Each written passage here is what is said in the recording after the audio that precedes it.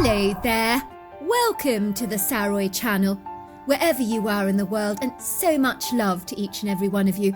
I really do hope you're doing great. I am, so I hope you're in fighting form. And before we get started, don't forget to get that quintessential drink. I know I've got a Marine who listens to me who actually drinks beer, and we have someone else who enjoys Irish coffee. And so whatever your drink is, go and get it, because I've got a fabulous story for you tonight. So before we get started, don't forget to subscribe to the channel, click the notification bell and the thumbs up, and let's get started with tonight's story. Dear Sarah and all your lovely listeners, my name is Sandra, and I'm initially from Texas, which is situated in the south central segment of the country, where I grew up on a horse ranch with both my parents. But after I got married to my husband Jimmy, who works for the Forestry Commission, we moved to the fertile rich soils of West Virginia in 1992, which is situated in the Appalachian Mountains, surrounded by acres and acres of dreamy forest. I enjoyed moving to West Virginia, although I adore the great state of Texas, where everything is definitely bigger. I was born and raised as a Texas cowgirl on my father's sizable cattle ranch, so Texas really does stay in my blood and becomes a part of you. But a change of scene never ever did anyone harm and is a tonic for the soul, and it certainly was for me. The hands of fate played an intrinsic part in acquiring our new home in West Virginia in a way we could never have imagined.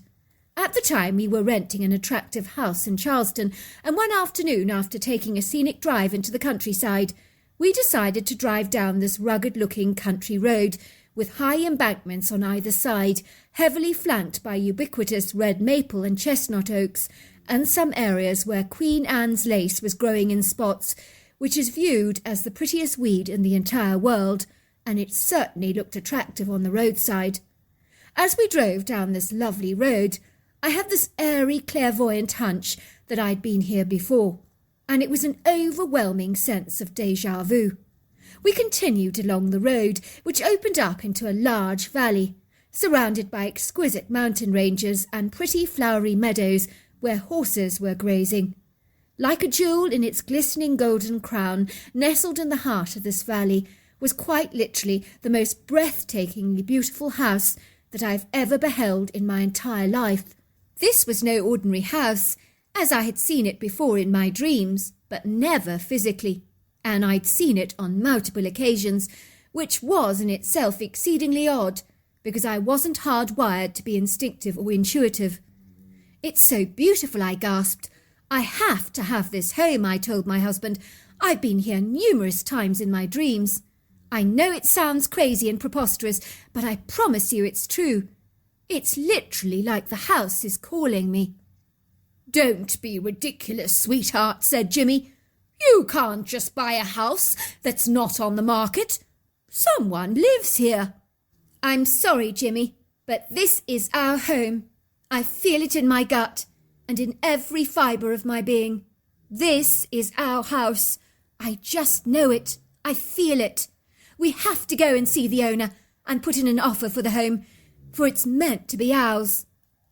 My husband sighed in resignation, for he knew well that when there was a bee in my bonnet about something, that wild horses was not going to stop me in my endeavours, and there was little point in reasoning with me, because when my mind was set on something, I became as obstinate as a mule and as stubborn as a bulldog.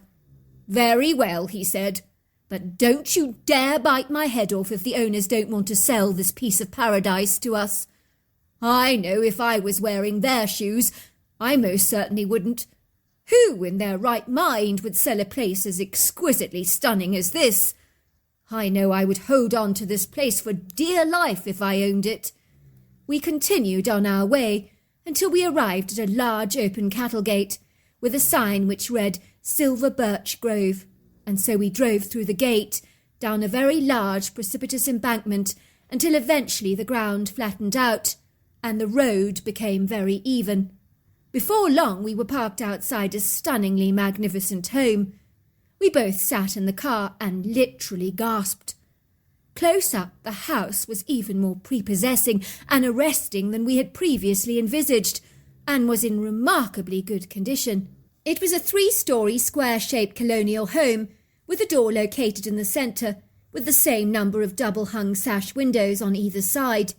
It was possibly built in the 18th century, or even earlier, and it looked as fresh as the day its foundations were first laid, which in itself was rather astonishing.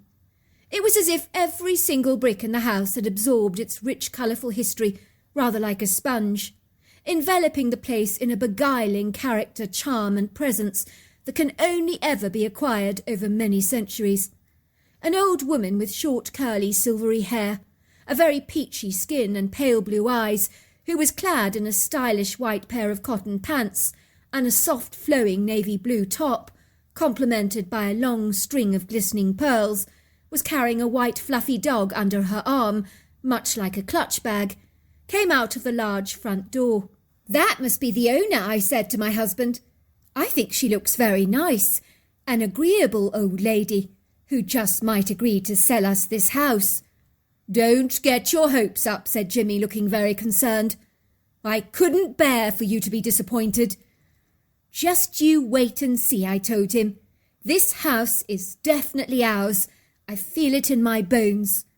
The woman, although old in years, stood tall and proud, watching us as we parked our car, and she graciously ambled towards us with a great big welcoming smile upon her face, and as strange as this sounds, she looked heartily relieved to see us, almost as if she'd been expecting us for quite some time, and it would appear I was not wrong in my assumptions. "I've been expecting you for a very long time, and finally you're here," she told us, and promptly invited us into her living room, where she prepared us hot cups of tea with delicious steaming melt-in-the-mouth cheese scones, fresh from the oven, served with layers of delicious fresh butter. "I'm so glad you came," she said. "My name is Enid Rochester. It's so lovely to meet the both of you. Please make yourself at home. I won't lie, I did actually wonder if you'd ever get here, and my faith was challenged and waned on multiple occasions. Yet the good Lord never fails to deliver on his promises, and here you both are. I hope you're going to put in a good offer for this house, because I'm not going to settle for peanuts, not even for a really nice couple like yourselves. It always strikes me as peculiarly odd that we have to pay for everything on this planet of ours.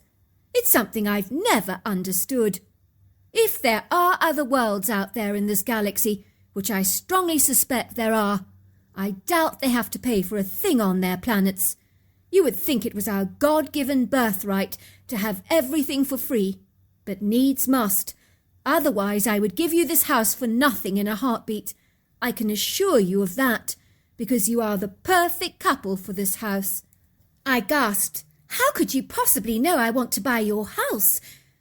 I'm amazed you should know this. It is true, but I don't know how you could possibly know that." "Well, I've been praying for the good Lord to send me the right couple to buy this house, and here you are. But you certainly took your time in getting here. I would be damned if I was going to settle with some estate agent, and so I put the matter in God's hands, and finally you're here. The house has been in my family line for generations, but my son didn't want to inherit the home, which is very unfortunate. But he's living in the south of France with his French wife, and they grow vineyards and produce the most excellent wine. I didn't want to sell the house to just anybody. Even houses have feelings, and this one is very particular. Not just anybody can live here, you know. I know you've been sent here, and so I can entrust my house to your charge. Do I need to show you around the place, or did you get an overview of it in your dreams?" "You know that I've been dreaming about your house?" I asked. "How could you know that? Are you psychic?" "Because, my dear, how would you know you wanted to buy the house if you'd never been shown around it in the first place? Do you think it's an accident you were led here today? I highly doubt that, my dear. You've clearly seen the house in your dreams. All that happened over 2 long years ago, and my husband and I were settled in happily into our new colonial home, and I was beginning to enjoy and relish my brand new lifestyle. We had several fabulous-looking horses grazing in the meadows, and a large herd of heifers, a couple of barns, a stable block, and 2 incredibly stunning-looking ponds. But my favourite part of the house was the extensive wood green that flanked the rear of our property, because there are no words to describe how uplifting this place was. Even Enid Rochester, who sold us the house, told us that her great-grandfather had suffered from severe bouts of depression from time to time. I gathered that he always took a stroll in the wood green as a remedy to recover from his flagging mood, and the black cloud and heaviness over his heart dissipated every single time, and I could understand why. For me it was almost as if the wood green was magical, as it was so alive with birdsong and indigenous animals like squirrels, foxes, raccoons, rabbits and deer. It was a marvellous shaded retreat, a glorious place where very old trees with hefty curvaceous trunks embraced the skies in a regal repose and splendour, and where the forest was infused with a delicate light that filtered through the trees, and even the floor was resplendently furnished with lacy ferns, wild violets, creeping juniper, and pretty flowering creepers. And there was a stream that meandered through the woods with crystal clear water that drew the animals into the wood green for a much-needed drink. Sometimes I'd concealed myself behind some of the large, rocky sculptural boulders that surrounded the stream, many swathed in a velvet carpet of emerald green moss, and I would sit and watch the deers drinking at the water's edge, and that was a sight that would have made the hardest heart melt like butter. My story that ultimately led to my Bigfoot encounter happened when my husband and I were incurring a little trouble with the plumbing in our kitchen. I was having issues with the water output in the tap of the main sink on the central island. My husband called out a local plumber, who was a man called Rick Montague. The moment I laid eyes on this man, he sent chills down my spine, and my hair stood on edge, and even my Scottish terrier Duke clung to me like a limpet, spurning the desire to go near this irksome man, and he had never behaved in this fallacious way before, as normally he was very friendly towards strangers, but certainly not on this occasion. There was nothing unwanted or abnormal about this man that had set the alarm bells ringing in my head. I would describe him as pretty nondescript, prosaic and unremarkable looking really. He was in his late 30s with a receding hairline, square jaw, and deep-set brown eyes that were as beady as a raven's. You really got the distinct impression that he was studying everything and missing nothing, which was invasive and unsettling to say the least, giving me a heightened feeling of discomposure. I did notice that he had a tiny blue tattoo of a snake on his wrist, almost like a bangle, which I thought rather strange, as who on earth places a tiny tattoo on their wrist? "So what's been giving you problems, ma'am?" he said, going over to the central island and popping his head directly under the cupboard beneath the sink, whilst opening up his large, sizable box of tools and retrieving what looked like a spanner or a screwdriver. "The water output is exceedingly bad," I said to him. "The sink's not draining efficiently, and the tap drips incessantly." The man began to examine the sink. He glanced at me several times, as if measuring me up like a joint of sirloin or fillet that he wished to buy at the butcher's, which did make me feel ever so uncomfortable and very self-conscious. "Nice place you've got here, ma'am. Must have cost you a bob or two. I notice those horses in the field are fine specimens. And let's face it, you have a herd of spectacular-looking heifers. You clearly know your farm business." "Thanks," I said. "I grew up in Texas. I know a thing or two about horses and heifers. I was raised on a ranch." "I suppose that makes a lot of sense. You must have learnt a lot on that ranch. So you're from Texas, are you? I don't think I would have guessed that straight up. There's some big money in that part of the world, mind you. Lots of wealthy landowners, and plenty of oil barons and tycoons. Probably explains why you could afford to splash out on such a resplendent place like this. Your house is like a palace." "We got it at a good price," I said. "I think your problem is fixed, ma'am," he said. You'll be paying cash, is that right? I can't say that there was any major problem with your sink. I just needed to put in some washers and replace a loose fitting that was rather cracked. I called my husband Jim to settle with Rick, while I made myself scarce. I was always very uncomfortable with paying people, so I quickly ventured outdoors to feed the chickens as an excuse. I observed the man finally getting into his truck that was labelled Rick Montague's Plumbing. No job is too small on his logo. I noted a slight look of concern on my husband's face, and I walked over to him and asked him why he looked so troubled. We watched the man driving away down the driveway. That man is seriously weird, he said. What do you mean by that? I asked. Well, I went off to get payment from my safe in the study, and I removed the painting off the wall, you know, the one, to open it. And I was grabbing some cash from the chamber when I happened to turn around, and the plumber was standing right there watching me. You are joking, I said. You mean he followed you from the kitchen to your study? And he saw the safe and all the cash you keep in there? Oh, my God, that's terrible. I thought there was something rather shifty about him, and he kept babbling on and on at me about what a lovely place we have out here, and how much everything must have cost, and he was harping on about the quality of our heifers and horses. He was far too inquisitive for my liking. That does sound very dodgy, said my husband. I mean, why did he not wait in the kitchen for me to come and pay him? I think he exhibited outlandish, dubious behaviour, following me into the study like that. I got the shock of my life seeing him standing there when I retrieved the cash from the safe. Would you believe it? He had the audacity to say, "Good hiding place to keep your money." The man is very peculiar, I admitted. I sensed it from the beginning. He had the creepiest eyes that just looked through you, in an invasive, sinister way. He gave me the creeps. Should I be worried? Asked my husband. The man knows where my safe is, and has seen that I keep thousands of dollars in cash on the property. I just think you should never use the man for our plumbing again, I said. He's probably pretty harmless, and we're reading way too much into the situation.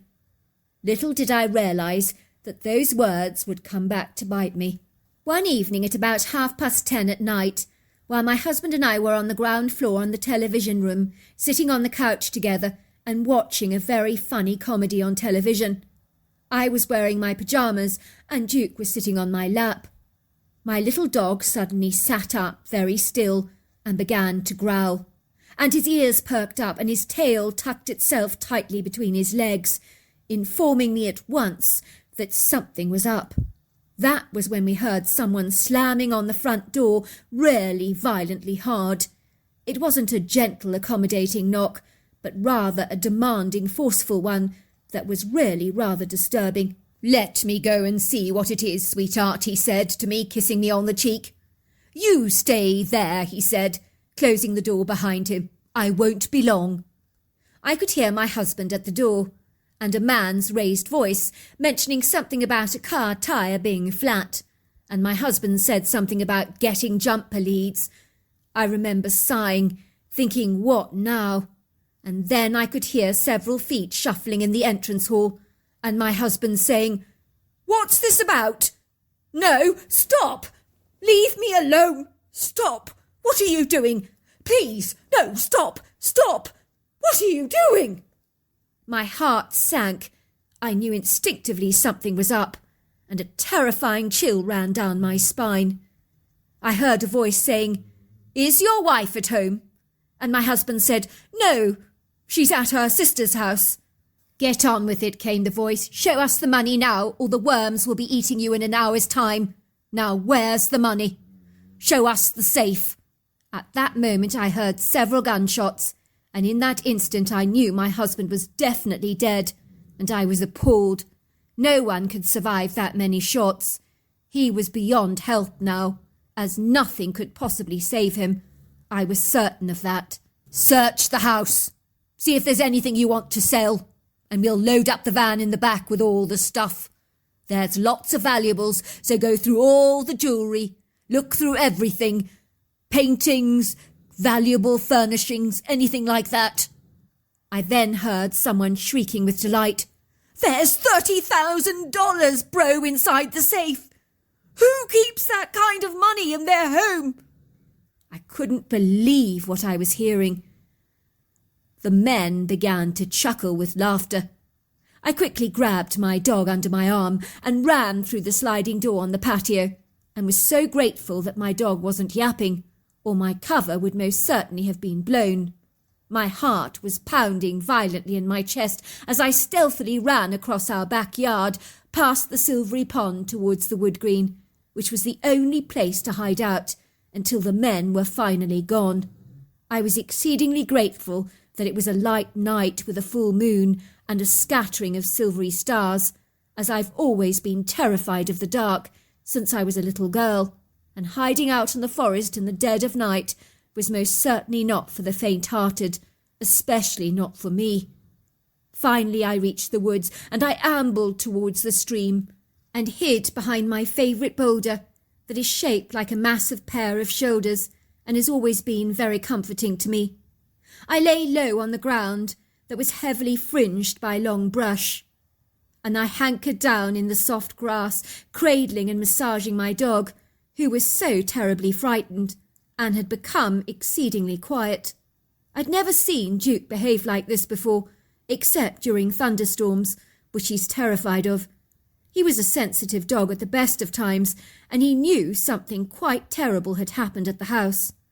I suddenly realised I was crying. I could feel the salty tears just falling down my face like heavy raindrops, and before I knew it, I began to sob and sob and sob and cry like I've never cried before.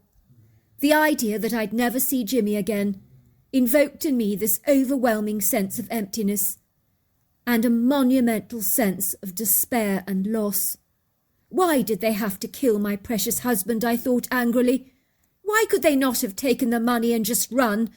I could live with that, because material things were replaceable, but Jimmy most certainly wasn't. I think my cries were louder than I envisaged, because suddenly I sensed I wasn't alone, and I remember thinking, oh my God, my husband's killers have followed me into the wood, and I'll be shot dead next. I could feel my back being tapped very gently, as though someone was trying to get my attention.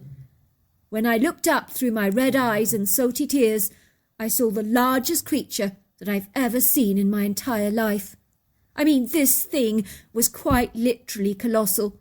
It was 8 foot tall and 700 pounds, and it was burly and barrel-chested with large floppy breasts, and covered from head to toe with long hair that draped the body like a shaggy rug. So human was this creature in appearance that I was utterly astonished. And yet there were anomalous features that were less human, like the extraordinary length of the arms and the unusual dome shape of the head. With those two exceptions taken into consideration, this creature was like a giant wild woman, and I could see her deep dark eyes studying me very curiously, but with a grave concern. The strange, incredulous creature, whatever in God's name she actually was, seemed troubled, perturbed, and even rather dismayed by my emotional state. She seemed so eager to help me. Truly, I should have been terrified of this gargantuan, imposing beast, but her countenance was so gentle, kind, and serene, and she appeared very discerning. I sensed she knew that my heart was broken and that my hope seemed lost. She identified with those raw emotions as if she too had once experienced a measure of despairing sadness herself, and could relate to my obvious distress. My tears dried up. I forgot my pain for a moment, as it was momentarily suppressed and hijacked by the incredible curiosity I had for this creature. I was amazed that even my dog Duke was not remotely afraid of her, as he promptly tottered over to her as if she'd been his lifelong friend, and she ran her large hands through his coat, giving him a much-appreciated scratch, which he thoroughly enjoyed. The critter went away for a moment and returned with a deerskin full of berries, and we sat together and ate them, and the sweetness of the fruit was amazingly calming and uplifting. I now understand fully why sugar is so necessary in times of distress. The critter chatted away to me, like she would a friend, even though she knew I didn't understand a word she was saying. But I have to tell you, the words she spoke were incredibly comforting and reassuring.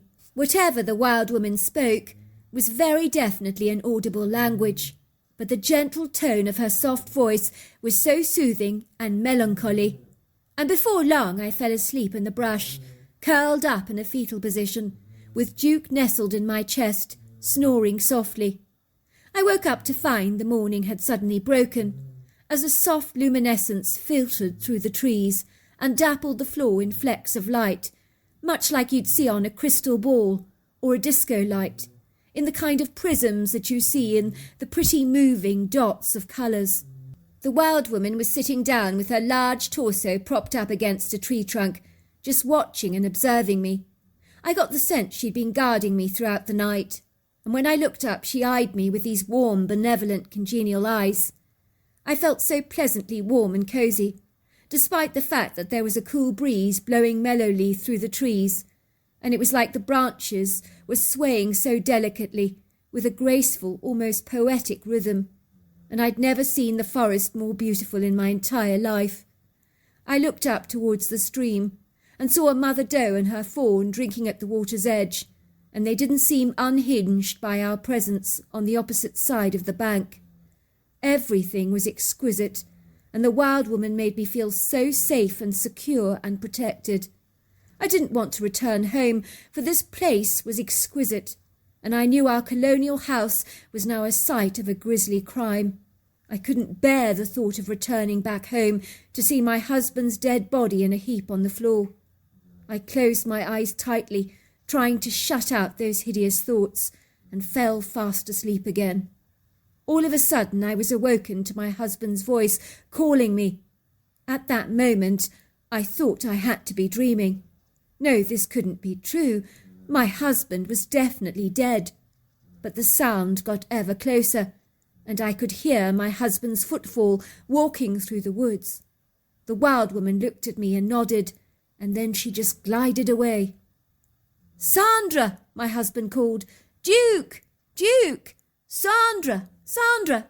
Where are you?" Then I saw him, larger than life, standing beside a large oak tree in the heart of the wood green. I'd never seen him look more handsome in my entire life, and my eyes gazed at his wavy brown hair and bright hazel eyes. He stopped for a moment and said nothing, and neither did I.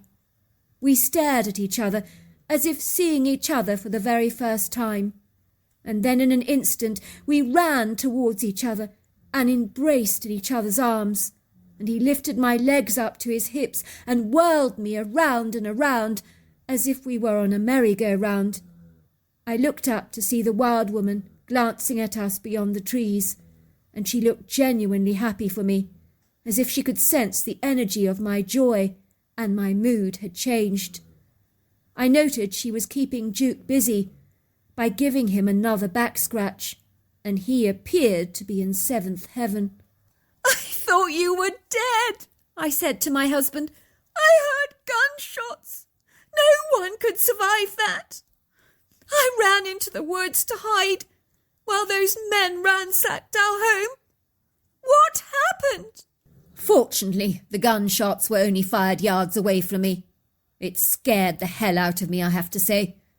It was their way of saying we mean business, and if you don't do what we say, you're as dead as a dodo.